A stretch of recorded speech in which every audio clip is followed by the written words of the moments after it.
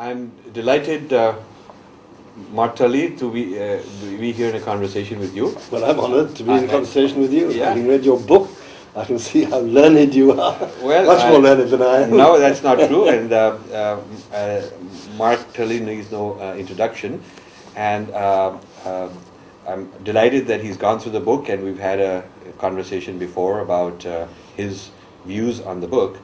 I was wondering if you'd like to start with some general impressions about the book, or you'd like me to talk about the issue of, say, the central issue of history, or maybe we'll come to that after you have some general comments. Yes, I would like to start off on a more general point than history, and that is that I very much understand and appreciate your whole idea of mutually looking at each other, and I also fully understand the point that if you're going to have a mutual conversation, a mutually respectful conversation, you have to understand the person from a different tradition with whom you are having your conversation. But I have one problem with this book, that it seems to me that mutual conversation, mutual respect should lead to mutual enrichment. Yes. And my problem is that as a Christian, as basically a Westerner, although I've lived so many years in this country, I don't see you giving really any space to the way that we have been brought up and the way we think. Okay, this is a very important point. So this leads to the history issue, perhaps, because the central idea that I'm bringing out is what I call history centrism, which, just to give an overview, is the approach to history that God intervened in unique, absolute ways. These are non-negotiable. If we were to not accept these historical interventions as they have been taught, then we really have no other recourse. So the historicity of certain events becomes non-negotiable. So this point of view is what I call history centrism. And I make the case, I think, convincingly, or at least I hope, that the Abrahamic traditions tend to be history-centric, or at least far more so than the Indian traditions.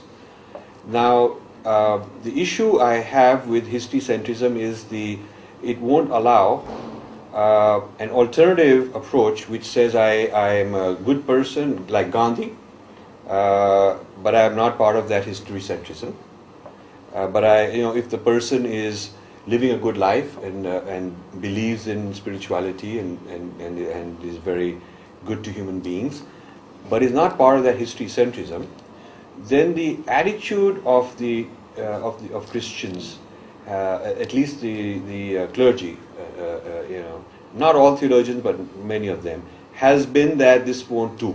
In other words, unless you accept the historicity of the various claims as being true, just being a good person and believing in that there's one divine and living a good life is not good enough.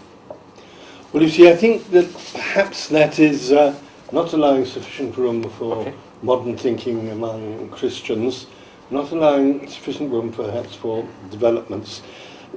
When I was young, yes, definitely, we tended to be brought up to believe that in St. John's Gospel it says, I am the way, the truth, and the life. And therefore that means that there is only one way. But actually, it never says that in the Gospel. It just says, I am the way. So there is a way, in other words. Perhaps it would be better if it said a way from your point of view. But we do admit as Christians now, at least many of us do, that if you place too much stress on the historical Jesus, you do end up in a position where it's difficult to have religious pluralism. Correct. But it was an Anglican bishop who said to me that he felt that religious pluralism was the greatest problem facing Christianity. Who was he? So he was the Bishop of Kingston when he came out to India. Okay. And incidentally, when you talk about religious respect, it was very interesting because this conversation, this remark of his came out in the course of a conversation with Maulana Wahiduddin, who is a great Islamic scholar. And when the Maulana was asked about religious pluralism, he said words to the effect, I believe Islam is true, but I respect, and he used the word respect, all other religions. Now, of course, the big question in that is respect. What does it mean? What does it mean? Are they legitimate? Well, now, again, what does the word legitimate mean? Okay. You see, one of the interesting things, but first of all, let me just say one other thing to you. I do admit this problem about historic-centric, but I do think that a religion with history as part of its theology does have some relevance, particularly towards the whole question of evolution. Because if we are evolving, then it's quite possible, in my view, that during that evolution there may be events of particular importance in the evolution of our thinking. Yes. Secondly, I do believe that the historic centre, we do have to be absolutely certain that we say this is not the only way to God, and I would say that absolutely, definitely. Lastly, one other thing about it, and then I'll give you a shout. Sure, all right. Is this, that it seems to me that in some ways you have a historic history in Hinduism, yes, with Krishna's remark in, yes, in the Gita about yes, he will come, yes, when he's needed. Yes. Okay. Now, the fact that the Bishop of Canterbury, Kingston, yeah, said that one of the problems facing Christianity is this history-centrism. Well, is religious pluralism. Is religious pluralism. Yeah. But he did not diagnose it as history-centrism. No, he said that there is a symptom called lack of pluralism.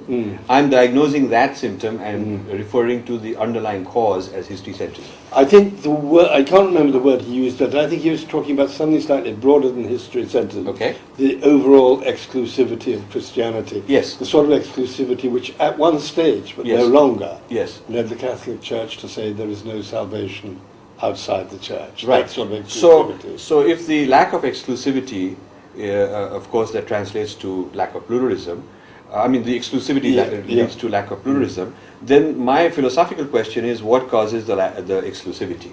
And my claim is that there can be only one true history in a history-centric tradition, and that is the cause of exclusivity. So if I'm trying to diagnose what causes the exclusivity, I reach at the doorstep of history-centrism. And I'll give one example and would like your comment on it. The status of Jesus is not agreed upon between Muslims and Christians, because being Son of God is very important to Christianity, and just downgrading him as another prophet is not acceptable. And the reason it is not acceptable is because there is original sin, and this original sin condemns all humanity because of what Adam and Eve did. It condemns all humanity, to all progeny, to eternal damnation.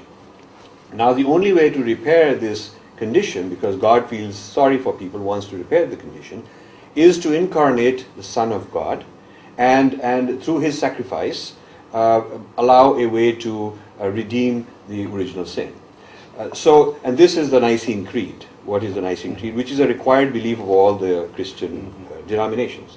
I've gone and talked to many denominations and asked them, is the Nicene Creed, a belief that is required? And pretty much everyone has said, yes, that is what is required. So the history-centrism is encoded in the Nicene Creed. Now, the virgin birth becomes important, because if he did not have a virgin birth, then he would also be born sinner, because he would also be a progeny of Adam and Eve. And since all progeny of Adam and Eve are condemned to eternal damnation, Jesus by birth would be a sinner.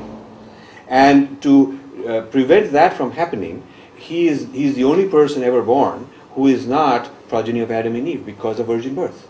So since he is God's progeny and not progeny from Adam and Eve, therefore he does not have the same condition that the rest of us have. Now this is an extraordinary statement, an extraordinary belief, and a profound belief.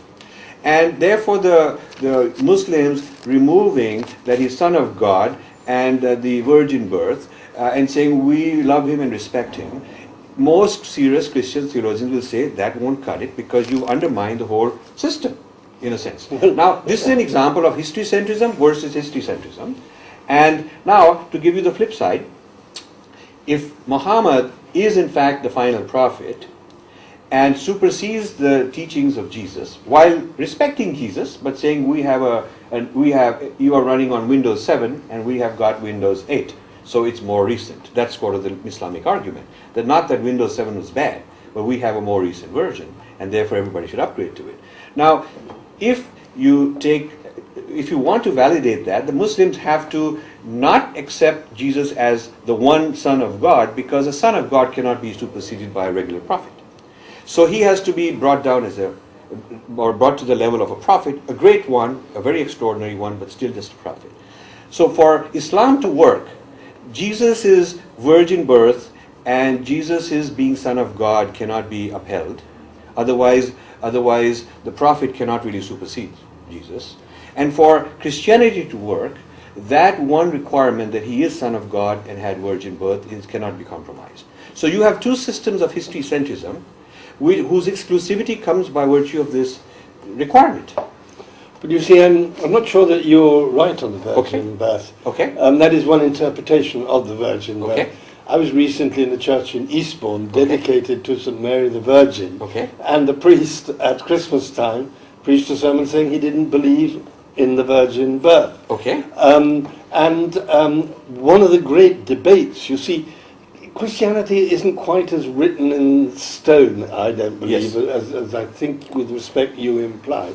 And as you know, from the early history of the church has been marked by debates about the exact humanity of Jesus and Mary. And the exact, much more importantly, the exact divinity of Jesus and the exact humanity of Jesus. You know, people have been debating, there have been huge controversies, heresies, councils of the church.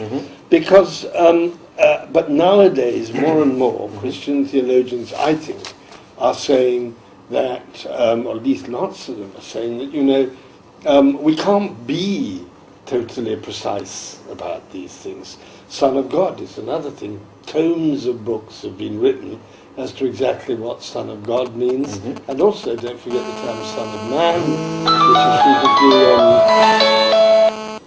which is frequently used in the Gospels. Yes. You know, on top of which, I think I go back to what I said that with the Bishop of Kingston, that I notice in general, even in the Roman Catholic Church, that there is a striving towards making Christianity more capable of living with other religions. As I said to you the other day, you know, there's been a wonderful book by Father Jacques Dupuis, a Jesuit, an interesting... I ordered it already after you told me. Well, now, don't you think it's a good book? I'm going to it's coming. Yes. And Raimundo Pornicer wrote a lot about these things. Also. Yes, absolutely. Yes. Well, he wrote about the Jesus of Hinduism, if I remember rightly. Yes. So there is this effort to go, and therefore, in a sense, if I come back to my original point, what we should be trying to do, I think, is not point a finger at Christianity I understand. for being historic-centric. Yes. But to understand ourselves, each of us, a little better as a starting point, I think is a good idea. Now, I am aware that Christianity has been internally debated from its beginning. Yeah. But there is the prevailing group and then the dissenting group. In any power structure, there is a center, and then there's people who are sort of shouting from the sides, and they are considered heretics, and they are, some of the mystics are persecuted. So, if you look at the trajectory of the power structure, would you agree that for the majority of its history, the trajectory of the power structure, not all thinkers necessarily in compliance, but the trajectory of the power structure has been this exclusivity of the historicity? Yes, if you put it like that, I suppose I would find it difficult to argue with that.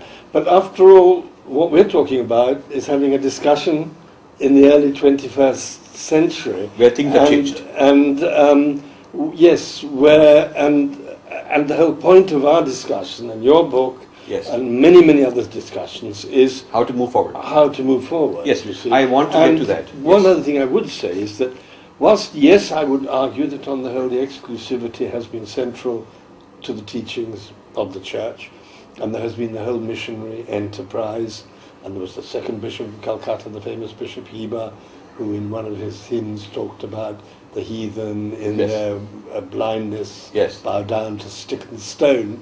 There has been all that. But equally, of course, there have been very absolutist statements of Hinduism Yes, as well. yes. And they are also history-centric, and I Yes. criticize them too. Yes. I consider that turning Hinduism into a linear chronology of history and claiming an absolute historicity of that is a Semitization of Hinduism. And I mentioned that, and I critique that also. Yeah, you do. You mentioned that in your book. Yes. Now, a point I want to make is that in this research, I looked at the official websites of most major denominations of Christianity. And in the tab called definition, they always mention the Nicene Creed. Always, every one of them. That these 4 or 5 articles of belief, which are all history-centric, are the mandatory requirements of membership. And the Nicene Creed is actually recited in many rituals, in many ceremonies. Yeah, we recite it every time we celebrate Holy Communion, both in the Anglican Yes. and I'm pretty sure in the Roman Catholic. In the Roman Catholic Church. But now, so I think that the Nicene Creed as an encapsulation of history-centrism has been there, continues to be there, at least in the United States. I think maybe Europe is a little less Christian, intense, maybe the more liberal, But in the United States, which is what the book is focused on, I would say that they are exceedingly history-centric. And the interesting thing is that the Protestants tend to be even more so. Now, the engagement with Hinduism and Vedanta from the Christian side, with Father B. Griffiths and many others, and Raimundo Parniker, if you look at the list of Christian thinkers who have engaged with the attitude of let's see what we can learn and what we can adapt and adopt, it has rarely been a Protestant. Maybe Anglicans are an exception. But the mainline Protestants... We regard ourselves as Catholics. Yes, theologically. Yes. Theologically, you are Catholics. Yes, yes. And if I could just say one thing as well there. I think one of the reasons why, and this is a very important point relating to what I was saying before, one of the reasons why you would think the Protestants are more historic-centric is because obviously they don't have that same doctrine of the Church that the Roman Catholics have. And the Roman Catholic doctrine of the Church is a doctrine which gives the Church a power. In your book you suggest perhaps that the revelation comes entirely from the Bible, but of course in the Roman Catholic Church the revelation also comes, the revelation comes from it as well. Yes. The doctrine, the teachings come from the Church as well, and people even like Cardinal Newman, the famous British convert from Anglicanism to Roman Catholicism, who was only recently beatified, I think it was, by the Pope when he came to Britain. Cardinal Newman has a whole lot in his thinking about the development of doctrine. So once again, we're not set in stone in quite the way that I think you Yes, suggest. I think Catholicism has been more flexible than Protestantism in general. Would you say so? Not with the exception of the Anglican. Well, of course, in a way, it's if you look at Baptists, Southern Baptists, you look at Methodists, they're very fixed in their idea. Yes, I would. I would. I think I would agree with you. I wouldn't like to I don't want to say anything against any of my fellow Christians. But here's an interesting thing, Mark. When I talk to serious church people from the Southern Baptist Church, Methodist Church, and I describe my term, they haven't heard of this term history-centrism, and they feel a little odd or uncomfortable. But the substance of it, they say, you got it. You really got it. It isn't true. This is the only historicity that ever happened. And this is important to know. And people who are being liberal and flexible and kind of, they haven't understood it. They are mixing it up. So in other words, that camp of the church, which is very powerful in the United States, I mean, they elect presidents, and they are very powerful. They would say that this liberal thinker that you're referring to is not authentic. That's sort of their claim. And they happen to have the clout, the power to propagate and be in the school systems and control White House and all kinds of things. I would say certainly the religious right in the United States, which comprises a very large number, are history-centric without even apologizing. I mean, certainly the Christian Zionists who believe that not only is the past absolute and exclusive, but even the future and the end of time and all of that is determined. So they don't think that calling them history-centric is a problem for them. They think that somebody finally got it. And they have their problem is the Hindu guru, which I'll come to in a moment, who goes around saying that we are the same. And they can't stand it. Because they're saying we're not the same, because we are talking about the historicity, and you are making trivializing it. And so their view of a very liberal Anglican or Catholic would be exactly that. That, you know, you're sort of playing games and you don't understand the boundaries, and this is right. Like Billy Graham wouldn't agree with a non-history centric view. And Billy Graham says inaugurated more presidents, you know, every president, the whole inauguration, and he's sort of the head of Christianity, American Christianity in a figure. So if you look at him and the mainstream Protestant churches as sort of the voice of Christianity, then the very liberal cutting-edge people that you're referring to are not in the power structure, in America at least.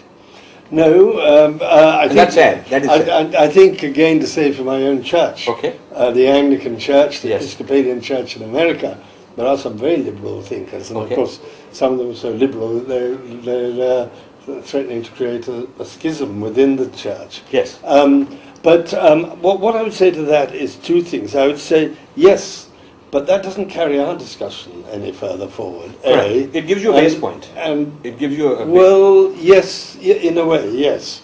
But the other thing I would say, of course, is that, as you have yourself said, a hugely powerful, perhaps the most powerful body of Hinduism in this country, powerful in the same way as you talk about the American Christians and their power, is in fact, as you rightly said, a historiocentric, Semitized version of Hinduism. Yes. Now, the Semitized Hinduism, I think, is a recent phenomenon. The history-centric version of Hinduism is a more recent political movement. Would you agree? It is not something. But it goes back further than the BJP and the Jan Sangh. But it's still in terms of the long period of Hinduism, it's still relatively a short kind of a thing. I would. Yeah, I mean this particular version of it. Yes. Whether there have been earlier versions, I don't know. Because we've always had this idea that there's many paths and then there's this avatar, but somebody else can be an avatar. So even if you tell a Vaishnavite, I've talked to some of the really kind of the ones you would consider very solidly history-centric Krishna people, Krishna bhakts. That what if somebody a Native American comes to you and says, we have a story of God visiting us, and it's a totally independent story, and almost every one of them has said, I have no reason to refute it, because God may well have said that. So that means that while I believe in the historicity of Krishna, that doesn't mean that it's an exclusivity claim.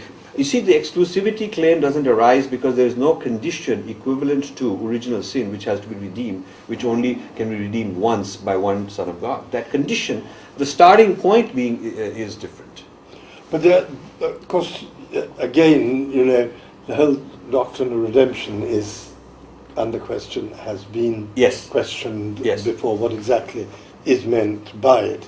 And for many people it sits very uncomfortably, because what on earth has happened to all those people who, before Jesus died? That's a very uncomfortable question. And why is Gandhi in hell, according to them? But you see, I think, let's go back to this question of Hindu avatars. Right. The very idea of an avatar is historiocentric. Yes. Isn't it? It's an intervention, a human being. But it needn't be exclusive. No. So my thing is that I think the important thing is broader than historiocentric. I think it is exclusivity. I'm not denying that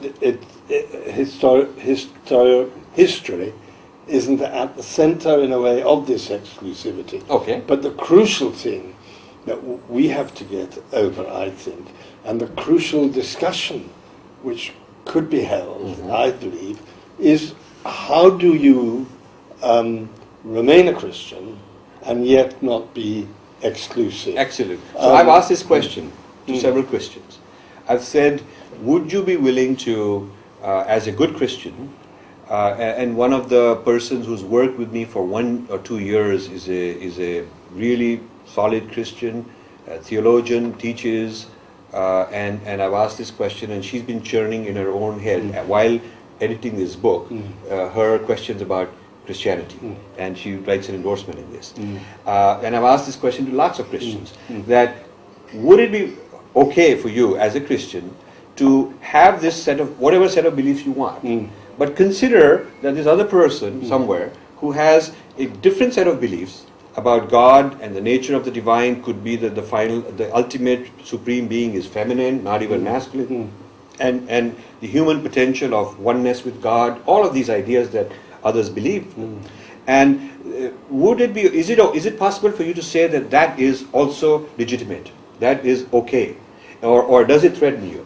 And I've always found them, while being nice at first and saying, yes, we will respect that, but after they've churned, they come back and say, you know, it troubles me.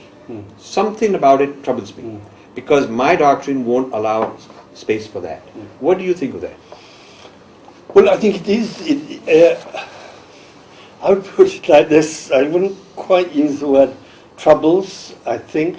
I would say that, yes, of course, if you want to believe in Christianity, and I personally do want to continue to believe in Christianity, and in a funny way I want to believe in Christianity for a very Hindu reason, because to me the doctrine of karma has been very important in my life.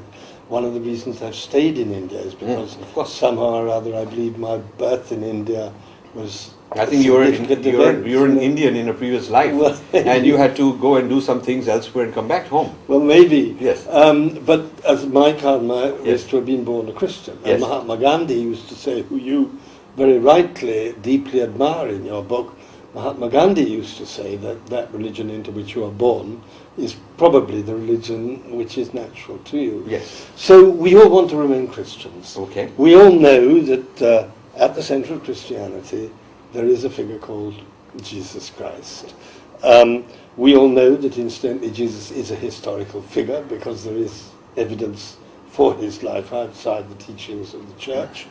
And we all know that this does mean that we have to think very hard about how we can respect and live with other religions.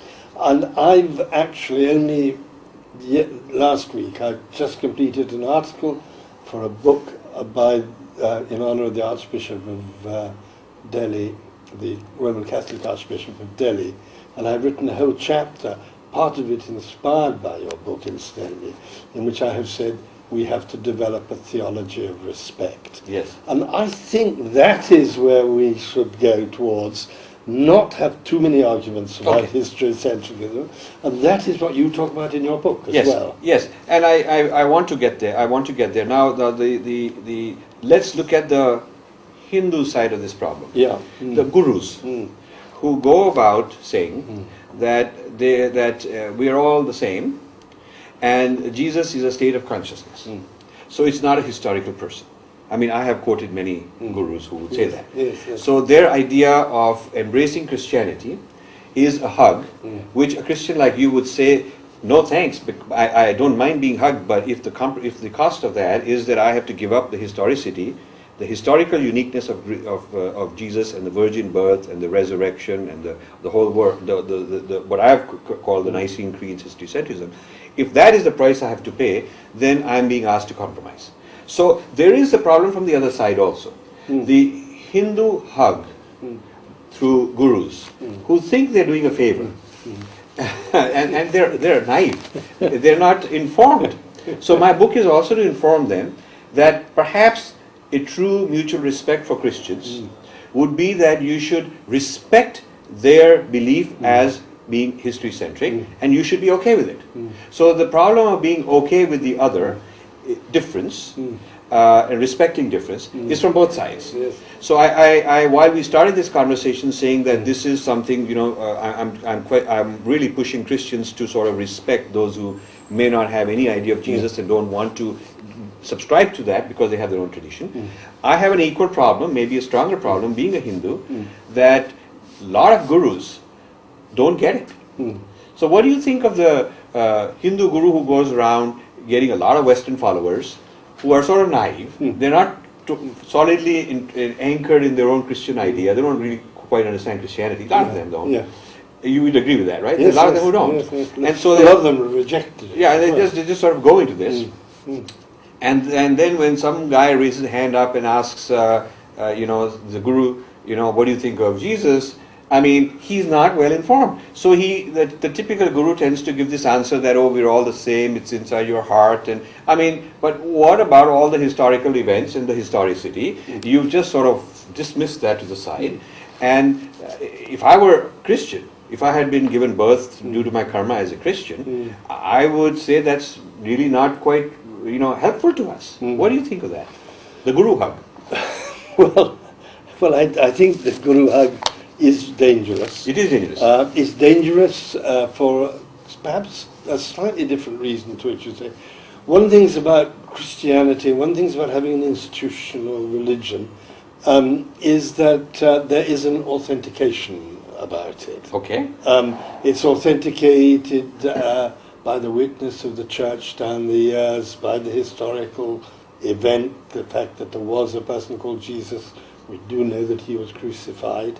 We can't be certain what happened in the resurrection, but we do know that something incredible must have happened, because when Jesus died, the disciples, as you would imagine they would do, were terrified and went all over the place.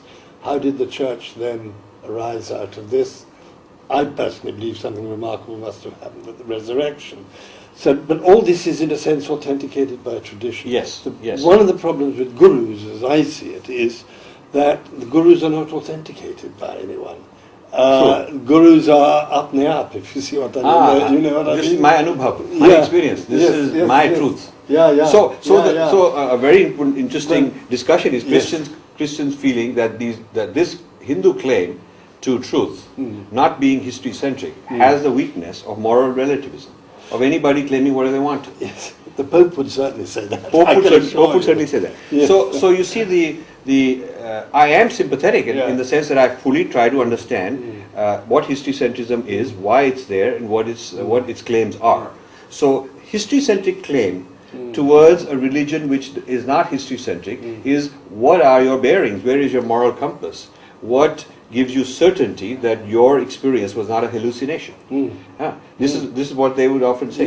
Yes. So the differences as a starting point are real, and without saying that one is superior to the other, but calling them truth claims rather than truth, because in this book I don't call either one of them truth or false, but I say they're truth claims. But saying that there are different truth claims, they are divergent, these differences matter to their respective faiths, is a good starting point, I think, for both the gurus to learn this. Yes, in a way it is, but in a way it seems to me to be setting people at loggerheads slightly still, But let me come on to something. What would you suggest the guru should do? We should also discuss what would we suggest the Christian to do who wants to remain Christian and understand and believe in the historicity of Jesus. How could he respect the Hindu for having completely different way of life and different worldview? But on the other hand, I also want to find out, what do you think the Hindu should do who feels he has a universalism? His universalism is that you do this sadhana and you reach a higher state of consciousness, and you need unity with God, and you do not need an intermediary, and you do not need historicity, or you do not need the church, because all that is sort of gone. You can supersede all that.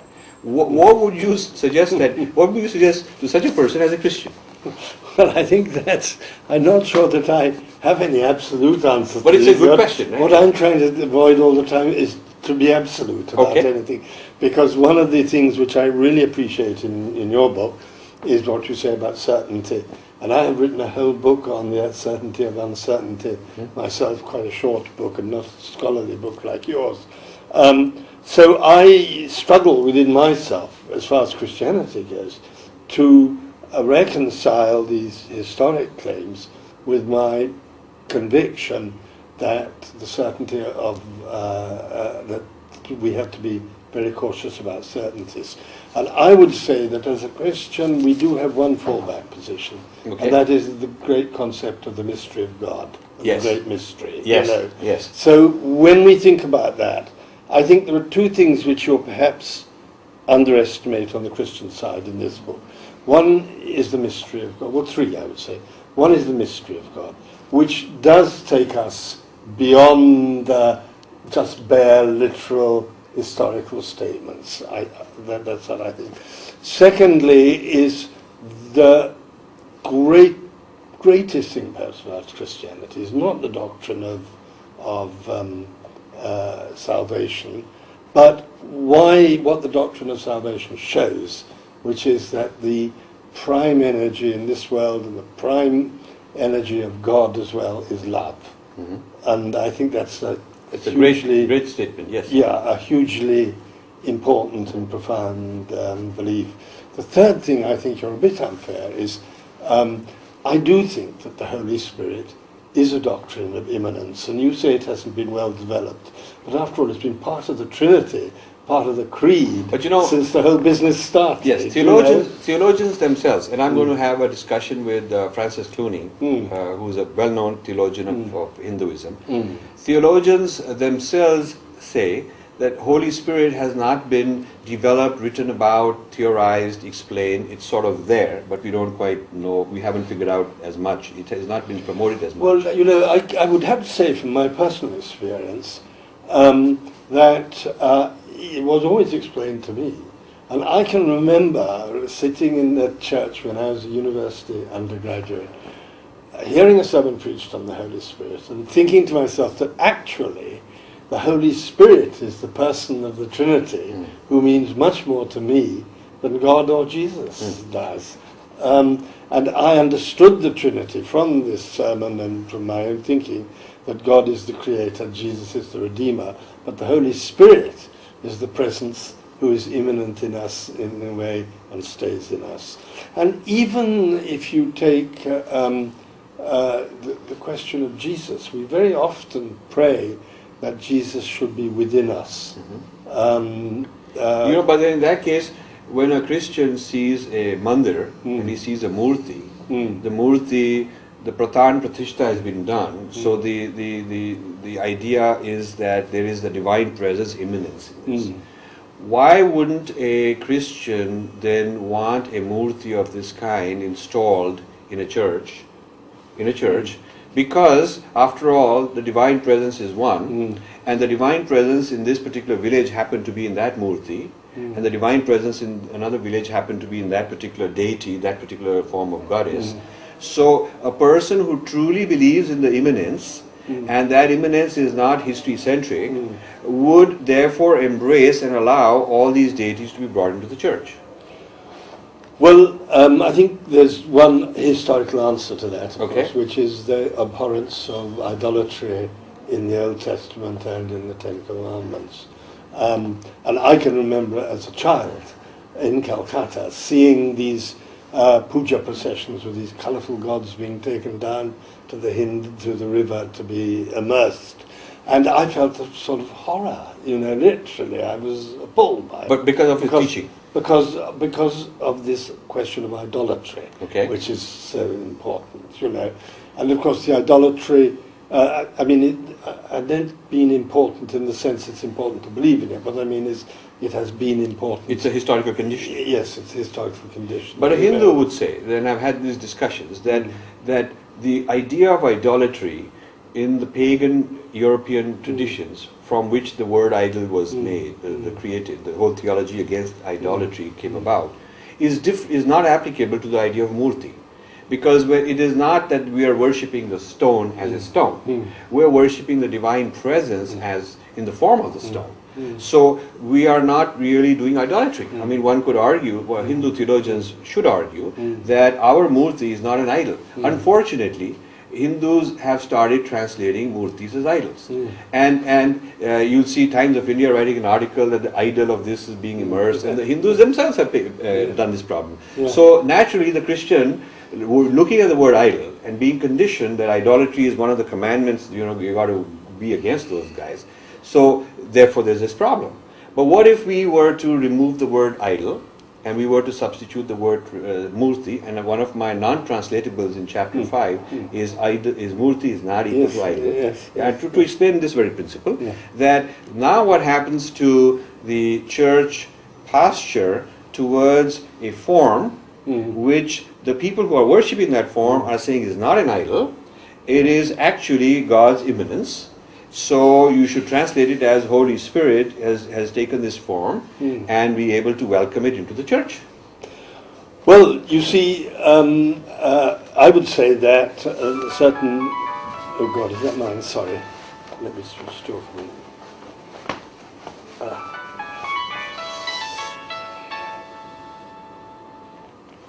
I would say that... I'll switch off altogether. I would say that... come on, get off. Yes. I would say that I'd put it like this, that in my view, the Hindu theology of an idol or a murti is perfectly acceptable to me. I fully understand that they are not actually worshipping the murti, but worshipping the divine presence there.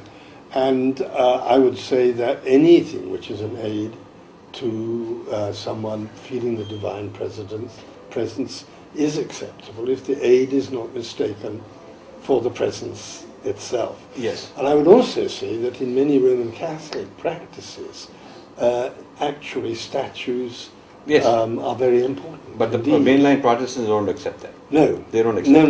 No. So their thing about immanence is further away.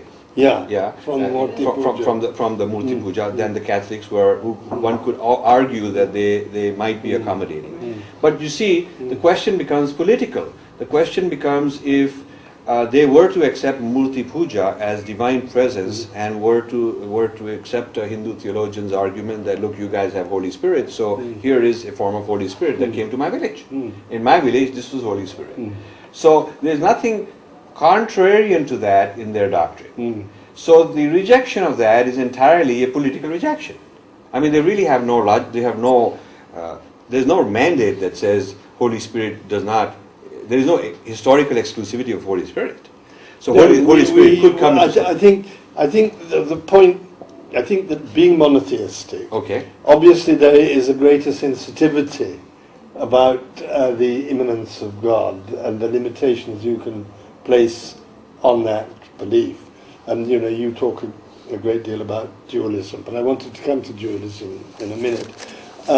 You talk a great deal about dualism, and yes, in a sense, we are dualistic, and because of the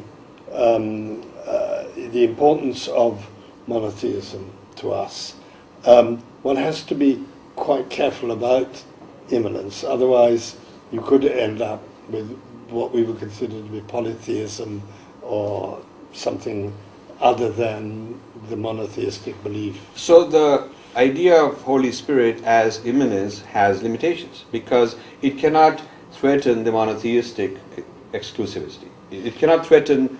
It can go up to a point, but and what some theologians have told me is that the Holy Spirit has always been looked at as some suspicious way of sneaking in something that could topple the real order, and so it's allowed to go up to a point. Maybe I don't know that.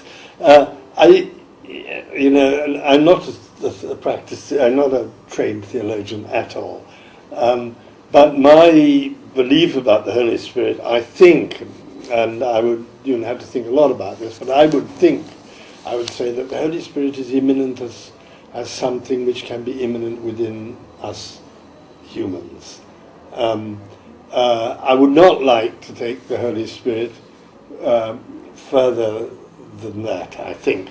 Whereas, of course, I realize that you would take the Holy Spirit. Yeah, we would to us, the Holy Spirit. After all, the importance to me, really, Yes. is that God is immanent in this world. Yes, you know. yes, but then to us, To me. the reason we don't use the term Holy Spirit, because we think it's limited in that sense, is that to us, Ganga is divine presence. Yeah, yeah. And Mount Kailash is divine presence. Yeah. And the sacredness of trees and sacredness of earth, Mother Earth, the whole Mother Earth is...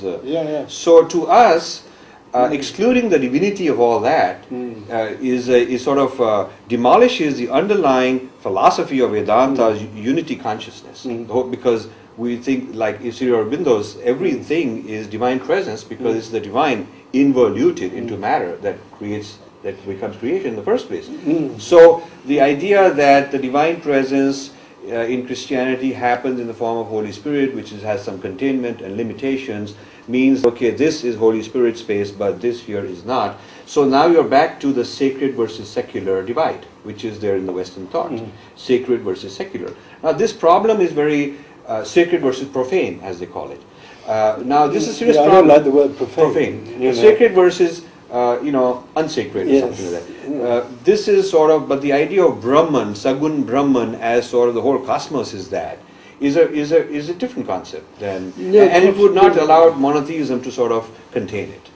You see, I think this is one particular area where, if we come back to what we were saying right at the very start, where mutual engagement could be very helpful to both sides, but particularly to, if one has to use the word side, particularly to us, because I find that whole doctrine, the whole Hindu doctrine of immanence, actually enormously attractive and enormously relevant to the whole problem of the environment and all that has happened to it. And I find that the presence of God, in the rare occasions when it really does come to me, usually comes through the beauty of nature, actually. That's, sometimes it comes through the beauty of liturgy and the repetition of things, words that I've known and loved for 70 or more years, but often it comes through the beauty of nature. And when it comes to the beauty of nature, then you do feel this immanence of God in all nature. Sure. So this is an area in which we should be talking to each other. And in this respect, I want to say I'm writing another book, which looks at the major Christian thinkers who engaged Hinduism and Buddhism in a positive sense, spent their whole life studying it, Panikkar, Reed Griffiths, Father Ryan, Thea de Chardin.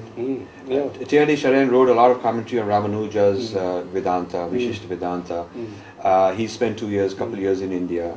So there's a lot of, for the last 150 years or so, 100 or more years, there's been a lot of Hindu and Buddhist influences on Christian thinkers.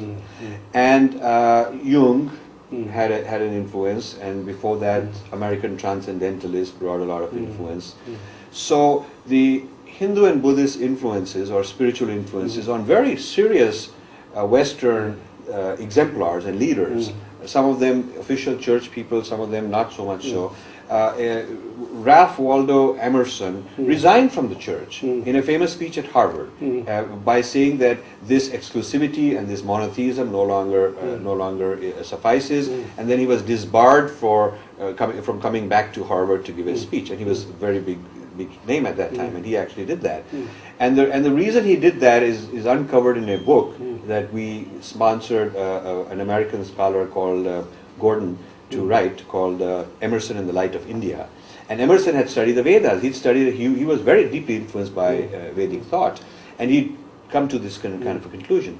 So the history of such influences that have worked their way into Christianity in different ways is of great interest to me, because I see huge potential.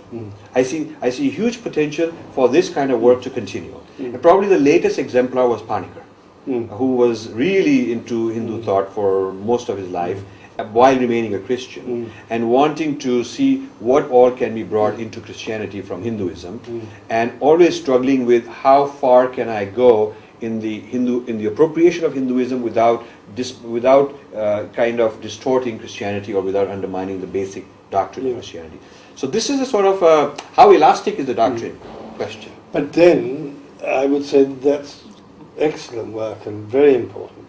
But equally, should you not be doing some work on the influence of Christianity on Hindu thinkers, Yes. and the influence of Christianity on Mahatma Gandhi, who you admire so much. Yes, you know. I definitely appreciate that.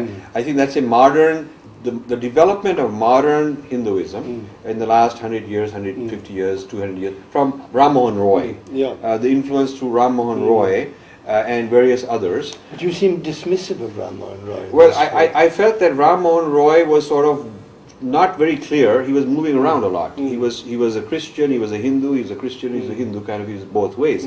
But I think that influence has entered. Now, so the influence has entered in both ways. But I think the asymmetry is there. The asymmetry is there. When a history-centric idea and a non-history-centric idea merge, the history-centric has some minimum non-negotiables that it does not want to give up. So it can assimilate the other. The other doesn't have these kinds of history-centric requirements that it will not negotiate from. So it is easier for a history-centric Christian to say, okay, I'll bring in yoga and I'll cross-leg sit on the floor and we'll wear saffron and we'll do puja with agarbatti and we'll put mala on Jesus and Mary. We'll do all that without tampering with their basic history-centric story. It is not possible for a Hindu to assimilate enough ideas, enough of the strong ideas of Christianity because to really do that you have to accept the historicity which we were talking about, and the moment you do that you become a Christian. Well, I don't think you do necessarily, you see. I mean, for instance, you can certainly incorporate maybe the idea of love, which is so strong in Christianity, you know. That's one that you could incorporate. Mahatma Gandhi thought, and of course this brings us to this very interesting points that you make about morality, but Mahatma Gandhi thought you could bring Christian morality very much. I mean, he said words to the effect, I don't care if Jesus lived or didn't live, but I still deeply admire his moral teaching. So these are things which could be brought. Yes. But you see, the problem in your book is that when you talk about enculturalization, which here in Delhi the Jesuits do beautifully, if you go to the Mass in the Jesuit Formation Center here in Delhi, Vidya Jyoti, you will see that it is full of Hindu symbolism, you know. But you say, seem to suggest that this is trying to steal Hinduism or undermine Hinduism. There's two points here. Good points, both of them. So the point about love and morality, there are excellent correlates. I mean, it fits. The ideas of love and morality are so profound in both traditions. It's a good place to have a common dialogue and exchange and learn and improve. Because the love and dialogue Hinduism has without history-centrism. My reason for loving someone is because in the ultimate reality we are the same. It is not that I have to love in order to get me to heaven. It is not for a reward. It is because ultimately we aren't different. So that is a very profound reason for love also. But let me come in here. One thing, I wouldn't say that in Christianity you love in order to get to heaven. Okay. You love because love is basic, or you try to love, because love is, in a sense, is the basic characteristic of God, and that puts you in touch with God. Yes. So there is a dualistic love idea, and there is a non-dualistic love idea, and Hinduism has both. The Bhakti tradition has both, dualistic and non-dualistic side. Well, I was going to say that, exactly. It has both of that. Now, coming back to inculturation. The inculturation which is taking symbols and is very explicit, that says we are doing Christianity, but we're using symbols to respect the local culture, is fine with me. The inculturation that I have a problem with is a bit duplicitous, a bit deceptive, when they go to a village and the person doesn't even know that he's actually been shifted from his ancestral tradition because it's done with a sleight of hand. And I have been in Tamil Nadu. I wrote a previous book with a co-author and went around and he translated some of the stuff, and I understand what the inculturation is. So their inculturation in the less informed places has not been a sort of an intellectually profound synthesis of two traditions, but more kind of a way, let's get in the door. and become received without any defensiveness on the other side, to kind of bring down the defenses of the other side. So now this kind of enculturation takes us to the topic of missionaries.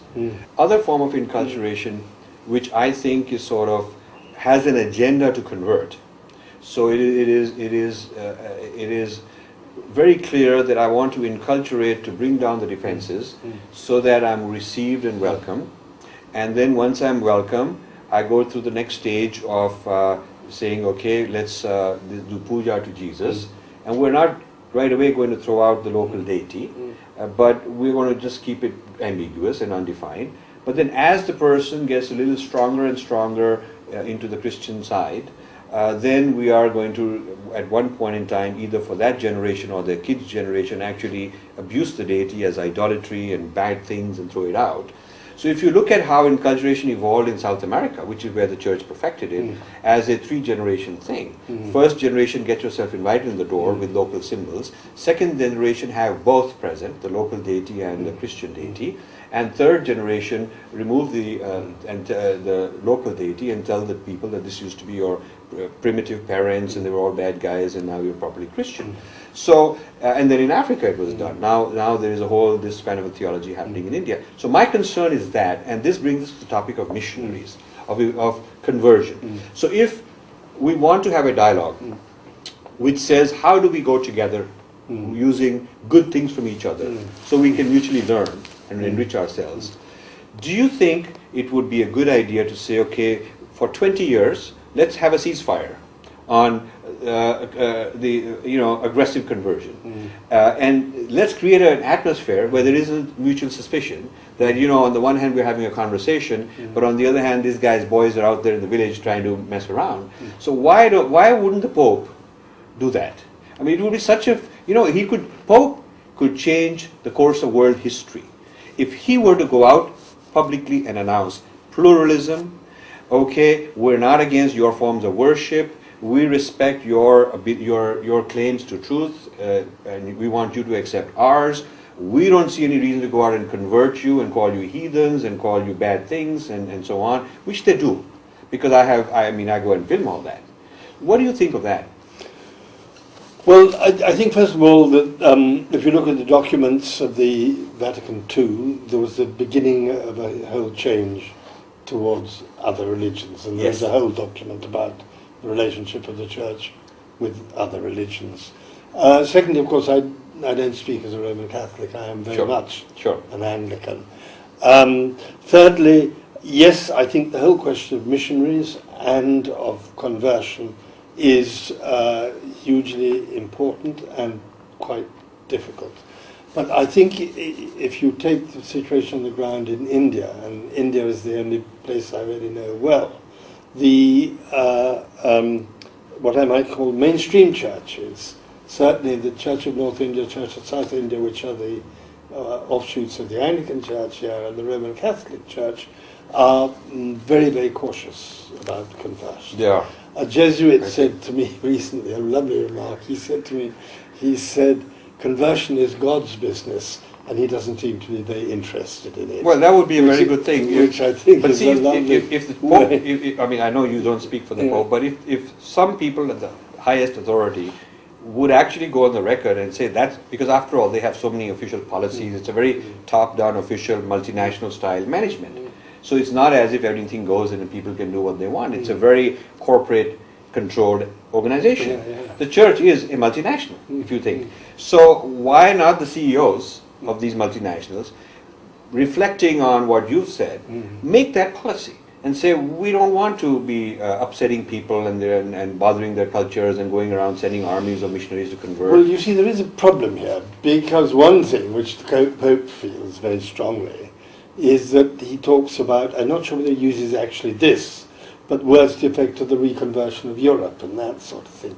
And he feels that there are hard swathes of the world, particularly Europe, which were Christian and which are no longer Christian. But he should and which focus on he that. Feels should be become Christian. So again, what if we had a deal which said Hindus will help you re-Christianize Europe and then you leave India alone? Would that be a good deal?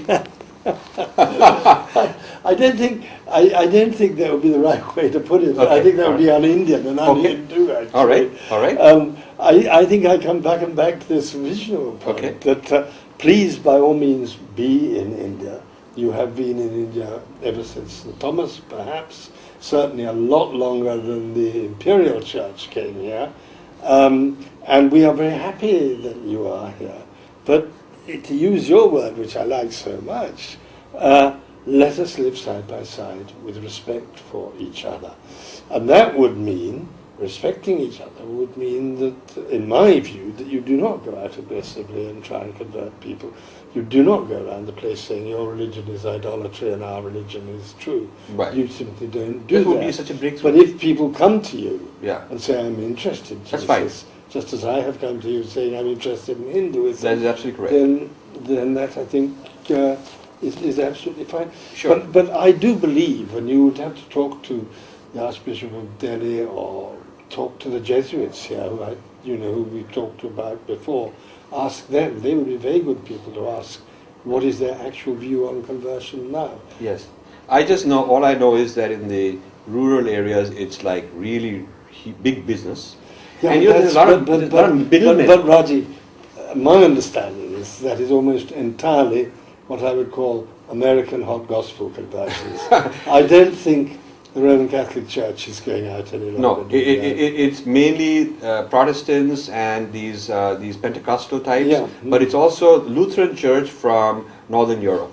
The Lutheran Church I've never come across that. Mormons, it's a whole lot of different kinds Mormon is of course They're all very quite aggressive. different to Lutheran. Yes, of course, but Lutheran Church also. If you look on the internet, there you find that you do find very much evidence of what I might call American extreme Protestant attempts to convert. But you know, it's what. But we can't stop that. Sure, you know. but you know, the strange thing is that while Europe domestically Mm. has become secularized and less Christian, Mm. 10% of, or some amount of the tax in Germany Mm. and some Scandinavian countries Mm. goes to the church. Mm. And since they cannot really use it for domestic Christianization very effectively, they export it to places like India. So they're losing numbers there and wanting to compensate by converting here. But it creates a kind of violence. Well, I would need to see evidence of Yes, that yeah, I to can be show. convinced, I can show you that. In fact, in a previous book I did, a lot of these churches in Germany and the Scandinavian countries, Finland, Norway, these sort of countries, are exporting to India, while domestically the churches are empty. In fact, they're taking Indian priests to preach there because they don't have enough priests there. That is, it's certainly the Roman Catholic Church takes some Indian priests to preach, but that I see nothing wrong There's with. nothing wrong with at that. all. But let me say, there's a very great danger in taking this conversion argument too far. If you take this conversion argument too far, you are absolutely providing mana to people who disgrace Hinduism, like Togadia, the head of the Vishwa Hindu Parishad. I have heard Togadia speak, and in the book which I'm hoping to get a copy to you of, I quote Togadia.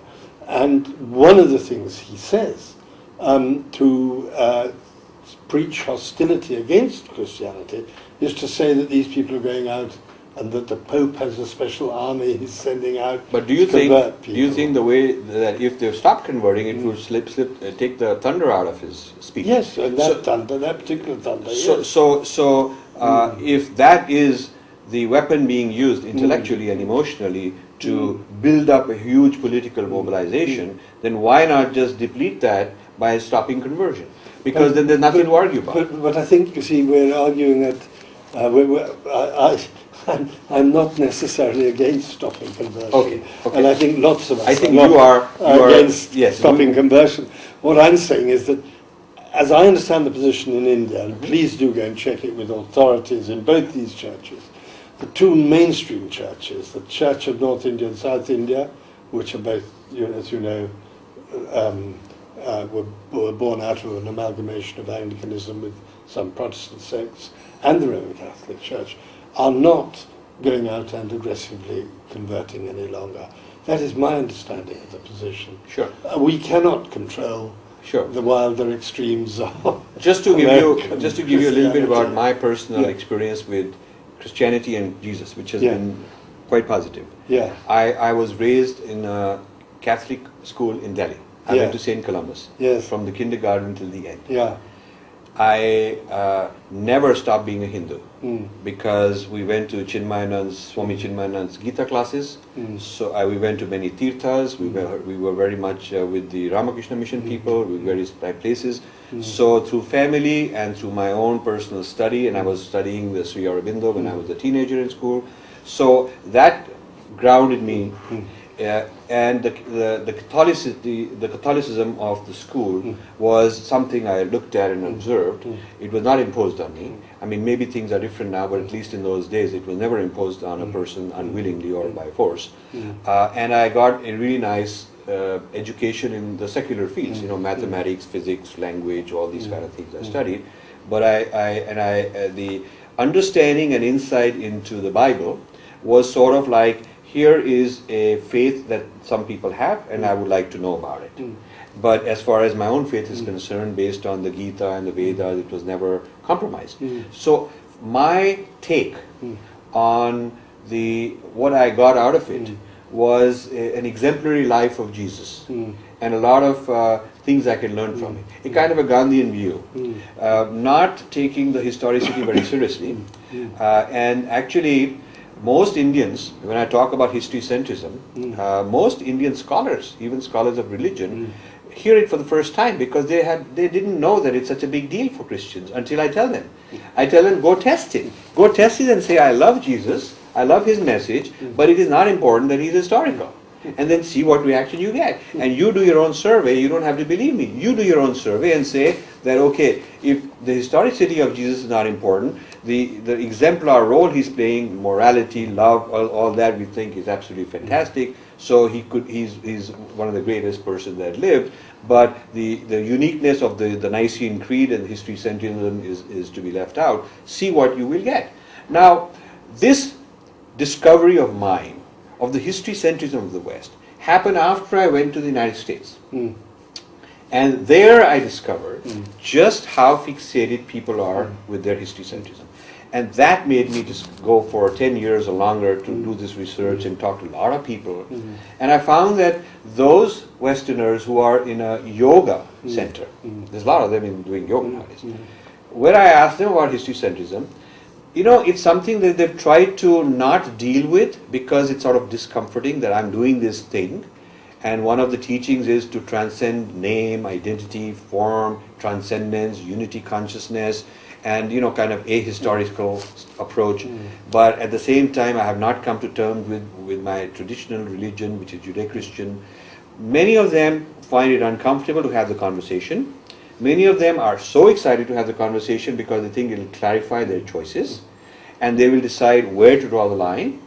So I do get that, the person who says, thank you very much, I know if I want to remain a Christian, these are sacrosanct beliefs, and the moment I feel that line is being crossed, I'll at least know about it. And then there's those who say, thank you for telling me, because now I'm really clear that I do not want to be history-centric, which is why I came here in the first place. So you get a wide range of reactions from Christians in yoga centers as a response to the sharpening of this issue of historical uniqueness or not. So that's my story of how I came about writing. Yeah, but let me say this. First of all, your experience in St. Columba's Church, I could think in my own mind of probably 100 people I have met who have been to schools like St. Columba's, either run by the Christian Brothers or the Jesuits.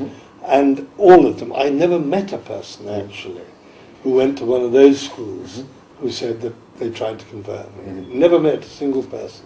So in a way that backs my argument that the Roman Catholic Church is not going around this country trying to do mass conversions. I'm not saying it didn't in the past. We all know about the phrase rice Christians, for instance. Right. On this question of historicentrism, which you come back and back to,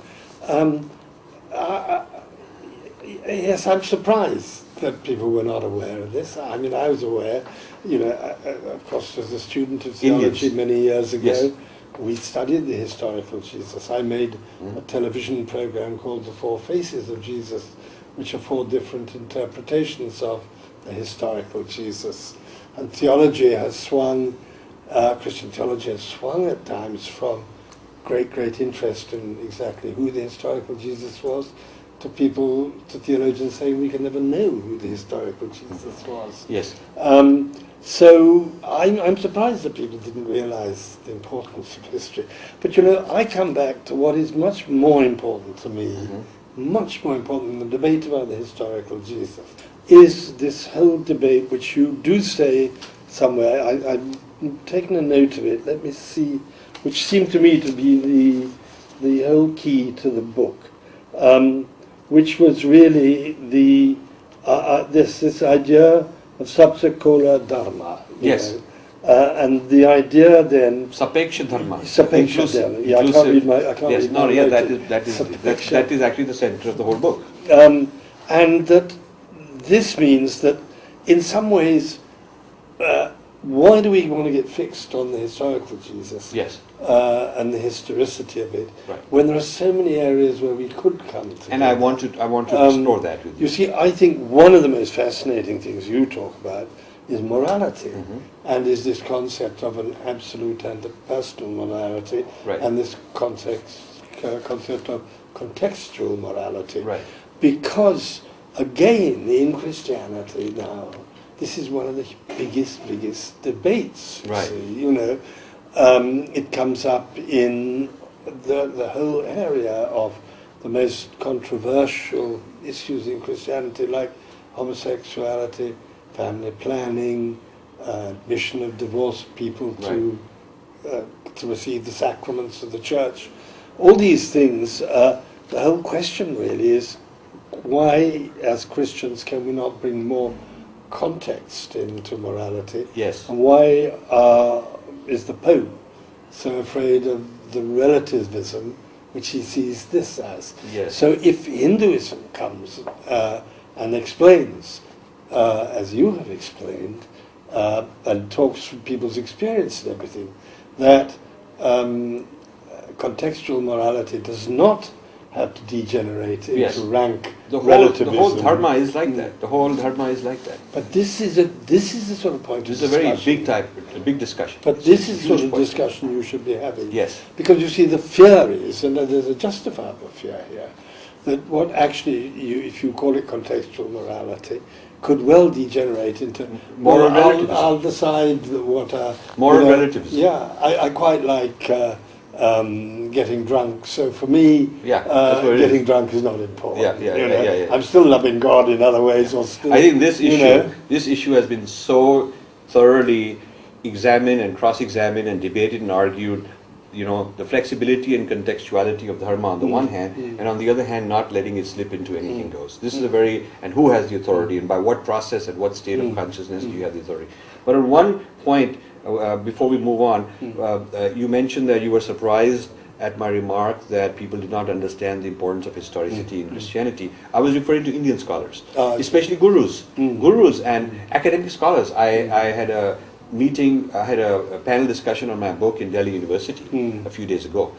Out of the three panelists, there was one remarkable political scientist from JNU who got it. I thought he got it.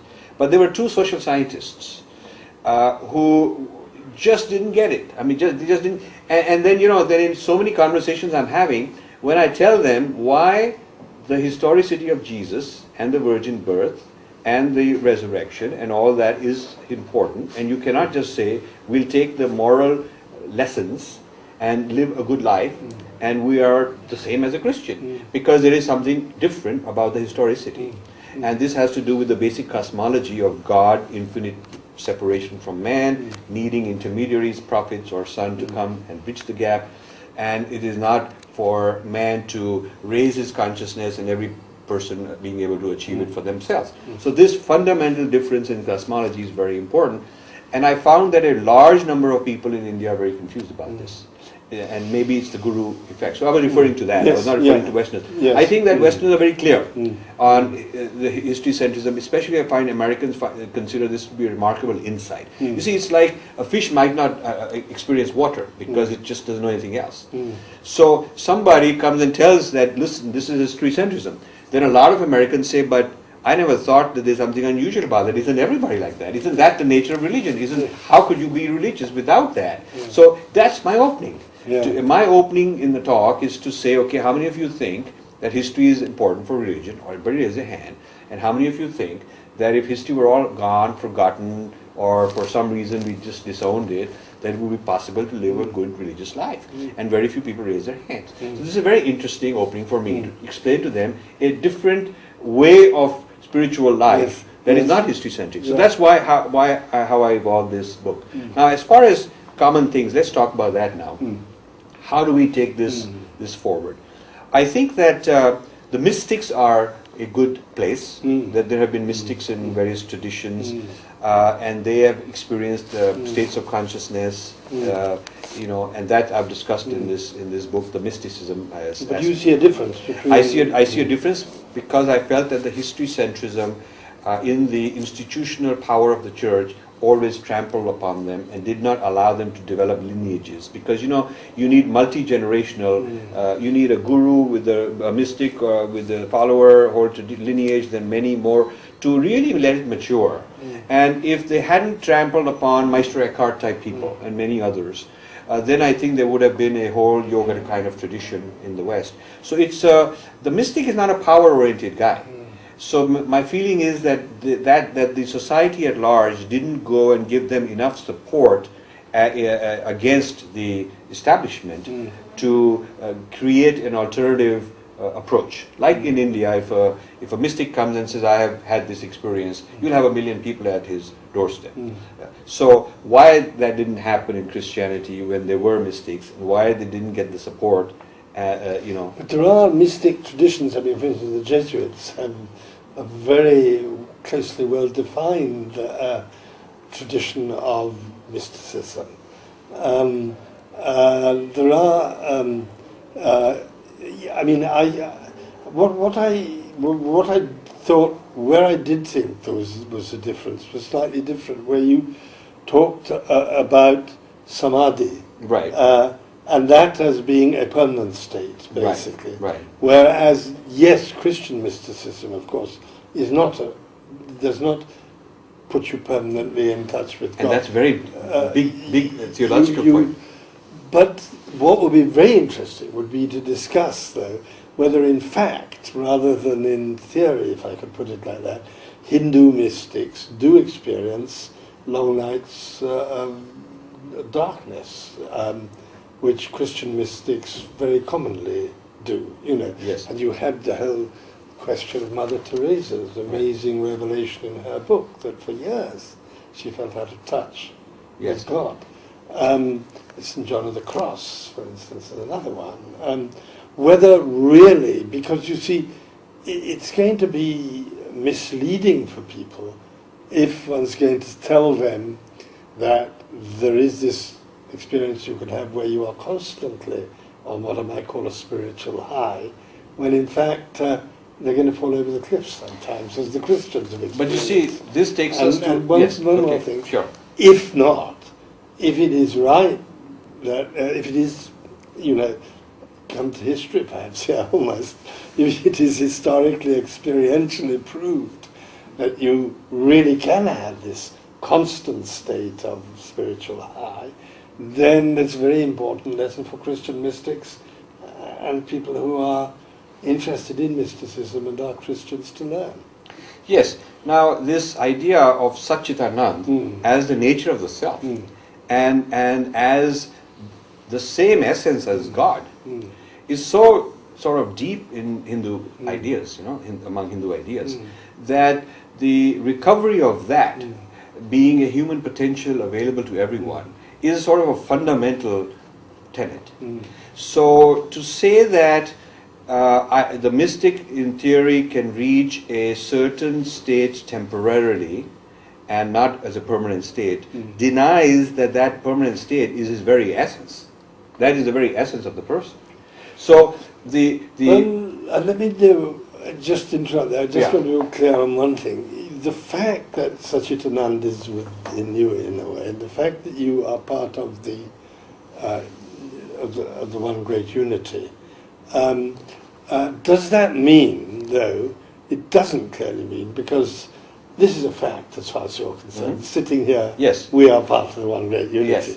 But neither you nor I at the moment are realizing Satchitananda or anything like that, correct. are we? You Correct. know? That is correct. So it's a truth claim, Hmm. as is the truth claim you have about Jesus' historicity, which you got through historical institutional transmission, because you weren't present there. Yeah. And just like I haven't experienced the Satchitananda that the rishis did, and therefore for me to accept it is a truth claim that I wish to follow, it's no more or less than your truth claim that there was a historical Jesus, because you weren't present there either. Well, Or your truth claim about the nature of heaven, that what happens in heaven is also something that the person here has not experienced. So these are, I would call them truth claims rather than truths. And evaluate truth claims and show and appreciate their distinctiveness, neither one necessarily being scientifically verifiable. But one thing I will say about the truth claim of living enlightenment, that in theory, it is possible to find such an exemplar, in theory. It may be very rare, but it may be one person in many generations who actually achieves that. But in theory, since that is the essence of each person, it is possible. Whereas in theory, to know exactly what happened to Jesus and where he was in the missing years, which some say is in India or whatever. Yeah, but you see, I think, Yeah. sorry to interrupt Yeah. you there, but I think these are two different things. Okay. You see, knowing where Jesus was in the missing years had nothing to do with mysticism, in my view. Fine. Satchitanand and St. John of the Cross are to do with mysticism. But and I think incidentally that this is a particularly important area, because mysticism is something which in our times seems to be particularly attractive to people. And so we can bring people into a conversation through mysticism. Yeah. So if Satchitanand, the claim, is in theory possible to verify, because a person could achieve it, but in practice very difficult. The claim of permanent separation from God, even in heaven, is also, one could subject it to the same argument and say, how do you know? How do you know, what is the afterlife? How do you prove it? It's also a claim. So we have claims and claims, both sides. But again, then you see, if you're going to describe it like that, you've got to be quite careful, because it's not separation from God. Yes, I can understand where you're coming from, but there's also a closeness or a witness with God as well. I mean, that's what mysticism is really about, an awareness of God, isn't there? Yes. And if you read St. John of the Cross, it is almost erotic. The closeness is so close. But it's still two entities. There are intimately close. Yeah, but again, you see, what I think we have to do time and again, and this is where I think your discussions could be so important, is we've not got to keep on going back, I don't think, to the dualism, to the historicity. Okay. We've got to come also, all the time, to what we have together as well. So what we there is a very real reason for this, in my view, which I wanted to come to before we finish. That is that it seems to me that the more that we can demonstrate that man as a human being, in different contexts, in different historical circumstances, has always searched for the divine, the transcendental. Yes. And that with many differences, nevertheless there is a commonality of experience and a commonality of experience. Yes. This is a huge argument. Against the ghastly people like Richard Dawkins, who want to say it's all nonsense. And that's a great opening for a final point I want to discuss with you, which I think is bringing us together. Yeah. And that is the way secularism has taken over Indian intellectual life. Oh, don't talk about it. It's produced a couple of generations of people who are not only ignorant about religion and not only have no quest and no idea about the spiritual life, but outright hatred and cynicism for it. And I wonder what you think of that, because that seems to be a common problem that religious people must be facing. I think it's deplorable. I think that there has been an impact of secularism, not on ordinary people so much. I think that this has led, I've experienced it in my own life, to people thinking that if you speak about Hinduism, if you express admiration for Hinduism, you are automatically a supporter of the VHP or the RSS. And this is a direct impact, I think, of wrong secularism. And I would also say that the secularist politicians are just as guilty of misusing religion as the BJP are. I deplore the use of religion for political purposes. By anybody? By anybody. Muslim, Hindu, Christian, secular, anybody. And the secularists do it just as much. For them, it's a wonderful issue to beat the BJP with, so they don't want it to go away, actually. So do you feel that, it seems that this anti-Hindu kind of public sentiment in the name of secularism, I don't know if this was present in Nehru's time. It certainly wasn't, I think Indira Gandhi respected, her religiosity quite a bit. So it seems to have been a more recent thing. Something happened.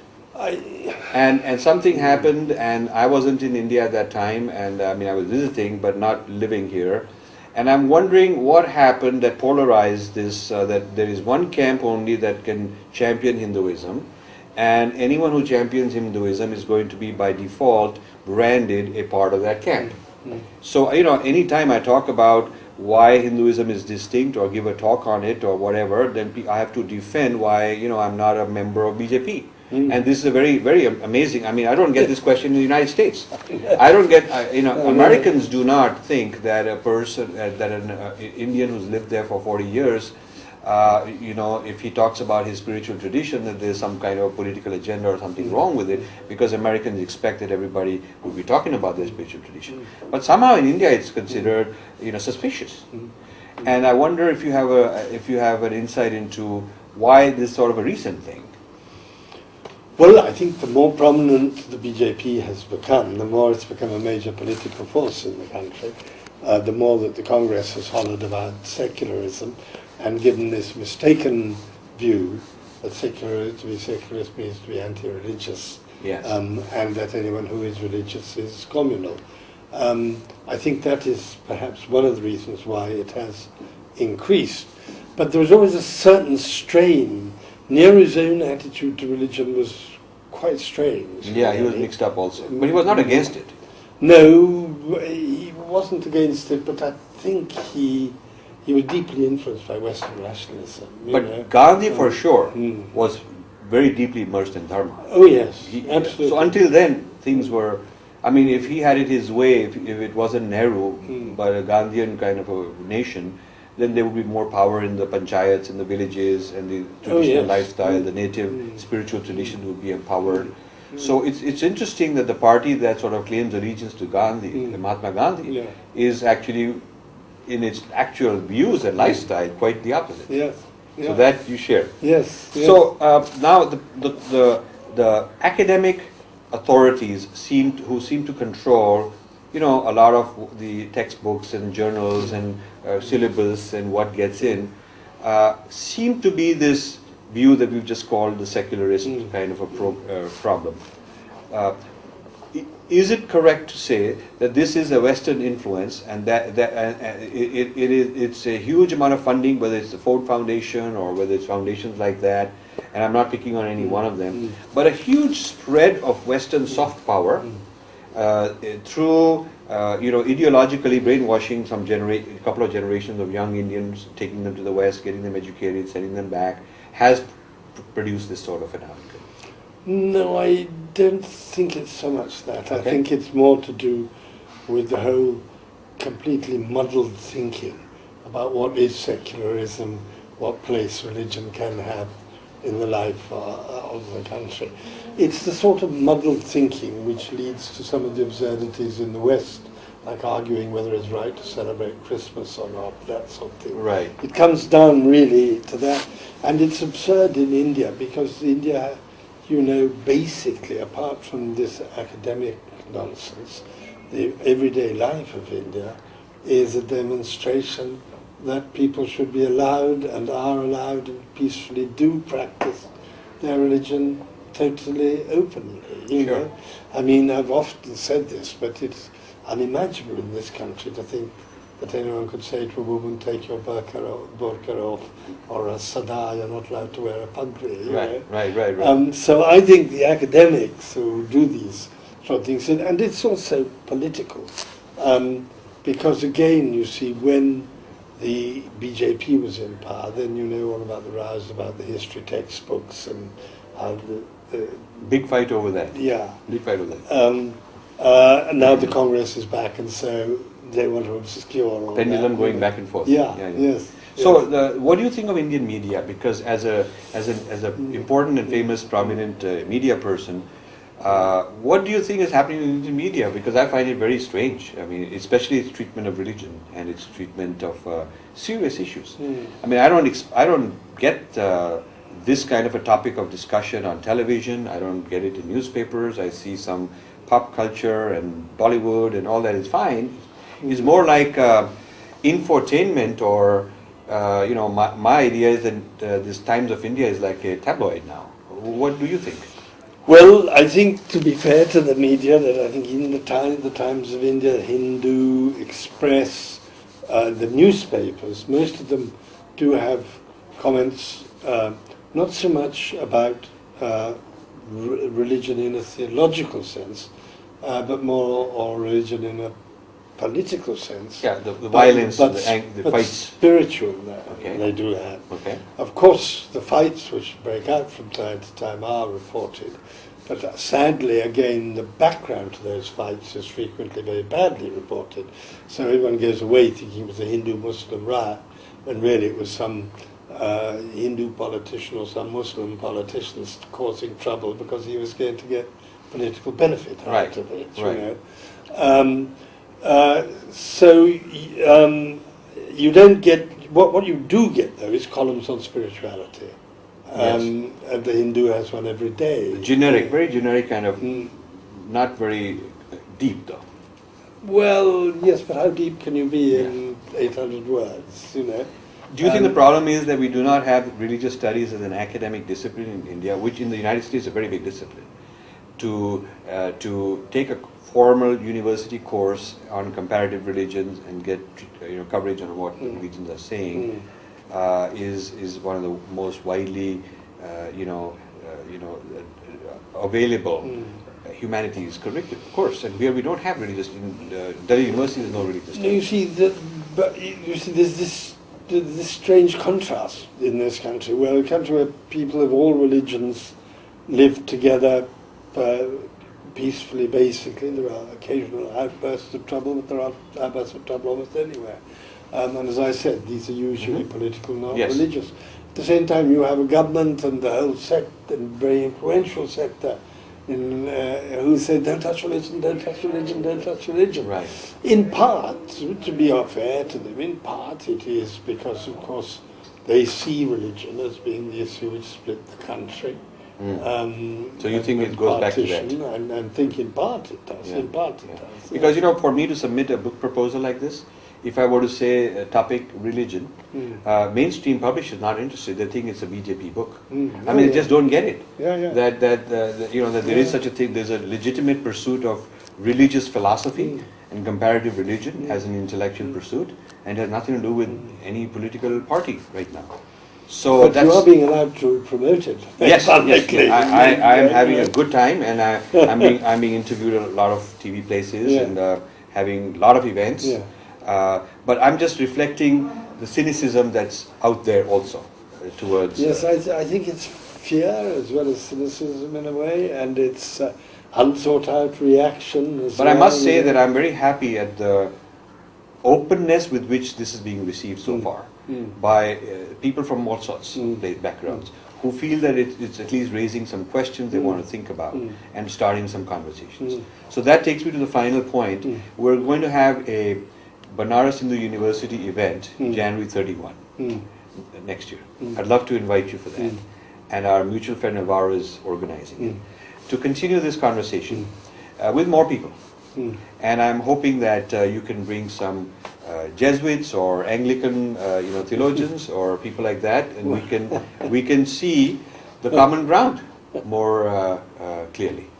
Yes, well, I mean, I would be delighted to come if I can. I don't know that I can summon Jesuits or Anglicans, but... Okay, but as yourself. Yes, yes, if I can, certainly, yes. Yeah, and maybe you can bring some other people also, and we can continue this discussion. Yeah. You'd like to do that? Yeah, good. Yeah. Well, do you have any closing remarks?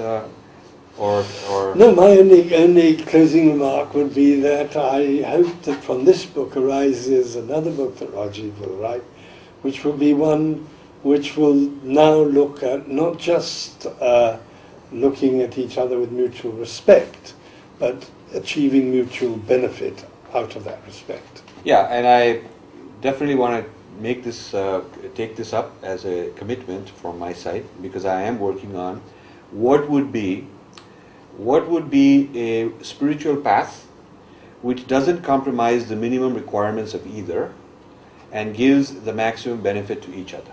That's I think in a nutshell. Well, that's that, but also as a philosophical inquiry. But also I think very importantly to demonstrate to the world that there is a common experience of religion, Yes. of God, of transcendent, call it whatever you like, Yes. which is common to all men at all times in their history. Yes. It has been affected, as you rightly say, all transmission of wisdom, of enlightenment, transmission of enlightenment to others, is always affected Yes. by history, by individuals' perceptions, by cultures they have learnt. But still underlying it all, there is, and that we are all engaged on a common enterprise as well. That's wonderful, and thank you, Mark, for taking the time. This has been an honor and a pleasure for me to do that. Great pleasure for me. Yes, wonderful. Thank you so much. Thank you.